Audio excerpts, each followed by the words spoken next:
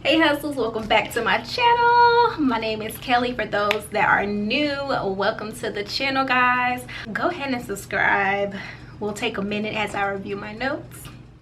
Go ahead and subscribe, like this video if it's a good video for you guys. I enjoy making business videos and just like my whole experience after college. This video is for anyone that might be interested in selling accessories, might be interested in selling maybe clothing, because it's kind of like in the same avenue as far as vendors and locations. It's kind of the same, one and the same retail.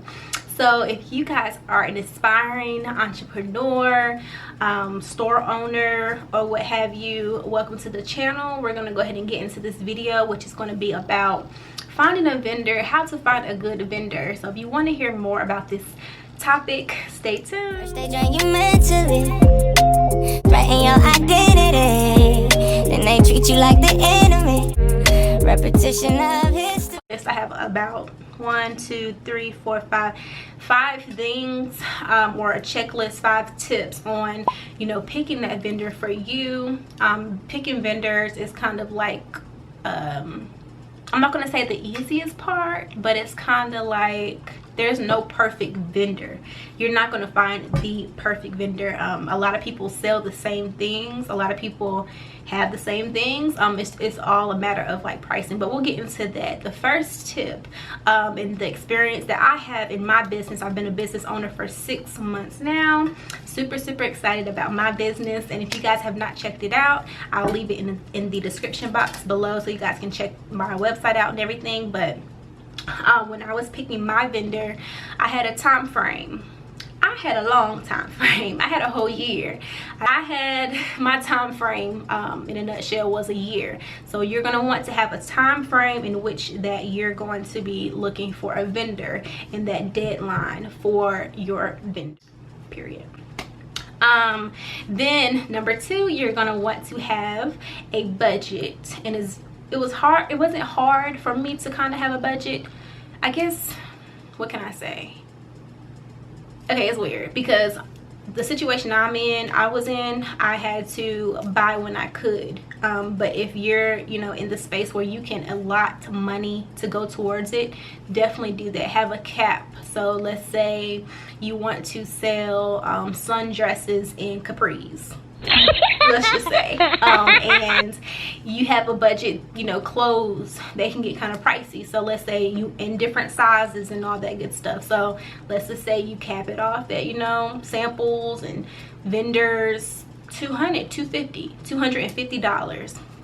I'm going to set aside for vendors for my first 3 months of business. Okay, so you have, first off, time frame. So let's say your time frame is 6 months, half a year, and then my cap is $250, no more than $300 to outsource and just research vendors. Okay, so those are the first 2 things that I took into account when I was doing it. My time frame was a year, and then my cap was every time I got paid, I bought something. That's kind of how I did it. Let's see, and sometimes you have to do it that way, let's be real. Yes, so then I put, and it's kind of like the 3rd and the 4th kind of go hand in hand. I'll go ahead and say the first one of the 4th one. So limits.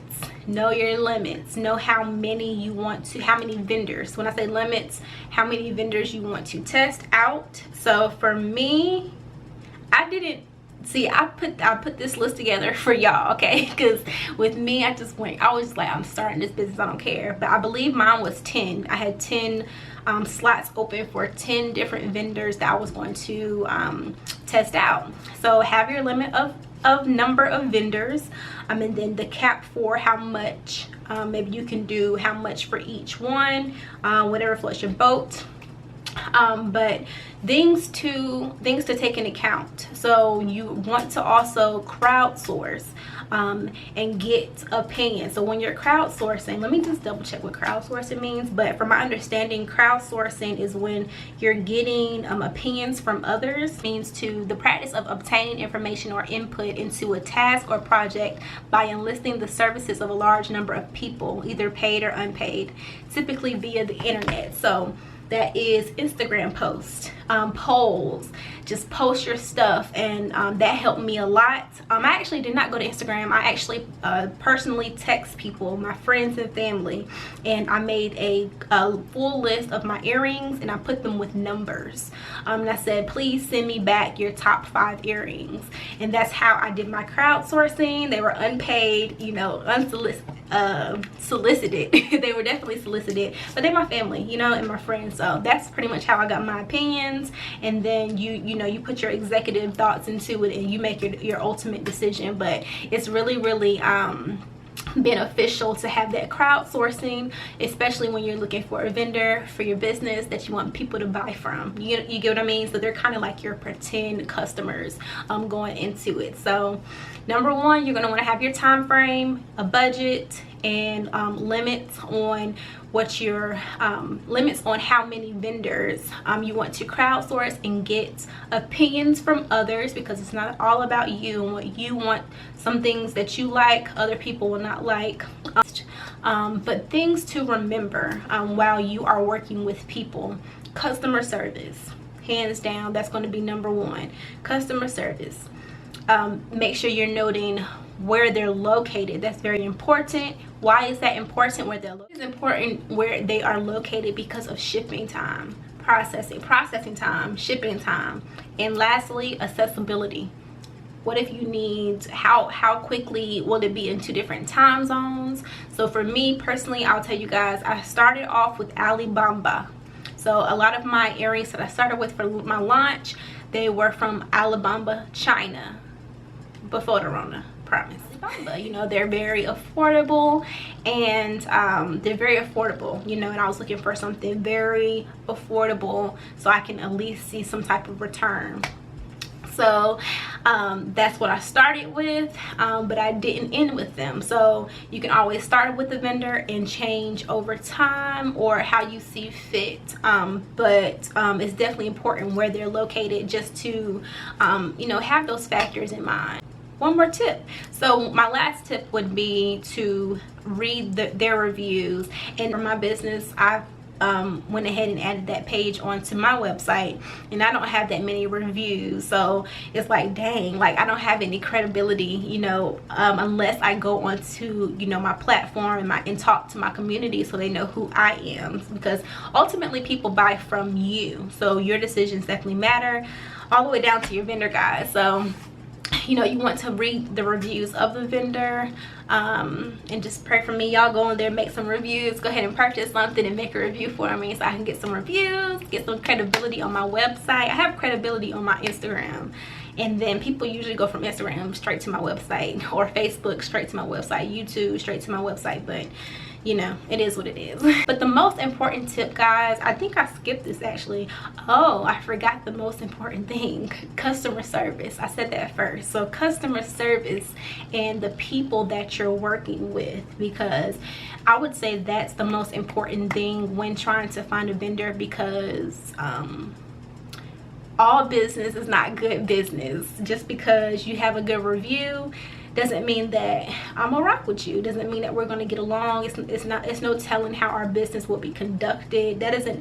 I'm not gonna use the reviews to make a decision. It's ultimately that connection. It's that business relationship that matters too. So that's ultimately why I transitioned from Alibaba to local. So now I use local vendors.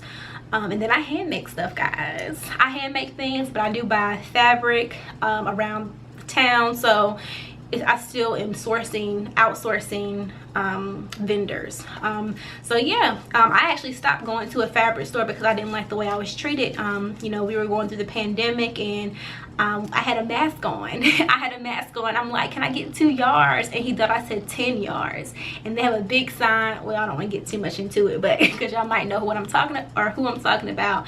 But I don't care. Like, I said 2 yards, not 10. So they was like, you gotta buy it. I'm like, I'm not buying 10 yards. I only wanted 2. But I didn't like the way I was treated. You know, I haven't been back since, actually. And you know, people just been on a different type of vibe with, you know, their mask and not wearing masks, and just interactions in public is just hilarious to me. But that relationship really matters. If you want to, you know, make it personal, you can make it super personal. If you don't want it to be that personal, it can still be professional, but just make, you know, your conversation relatable, and make sure they're relatable and they're, you know, not condescending and belittle you, because sometimes it can be that cultural difference that is kind of like hard to understand. I know when I was working with Alabama and working like strictly just texting, it was better for me because it wasn't too personal, you know, it was all business. You know, I like to have fun, but I mean business. This is my business. I need to provide quality to my people, so I enjoyed just being able to like email and text. But you know, working with people locally, if you're not, you know, like that with them, and you're not, you know, open with them and personal, sometimes you'll have vendors that, you know, are very personal with you and tell you what's up. You know, I was working with one, and I still work with them. The last time I got earrings, I worked with them, and they are super sweet people. I'm pretty sure it's like a family-owned company. I didn't really get too much into it, but I did work with different people of the family, so I definitely think it's family owned. But they were like, who is this girl buying all this jewelry? And I'm like, hey, I have a business. They're like, what is your business? I'm like, y'all need to chill out. And then they kind of loosened up, because like I'm a paying customer for one, but they're super sweet, and we kind of have that relationship now. So if you guys want more videos like this talking about vendors, my experience, definitely give me a thumbs up for this video. Make sure you guys are subscribed, you share this if someone else needs to see this, and comment down below if you guys are looking to start a business, an online store, or anything related. Okay, so keep hustling and keep your faith strong, and I'll see you guys in my next video. Bye guys. Keep hustling, keep your face strong. I'll see you in my next video. Am I corny? I don't think I'm corny.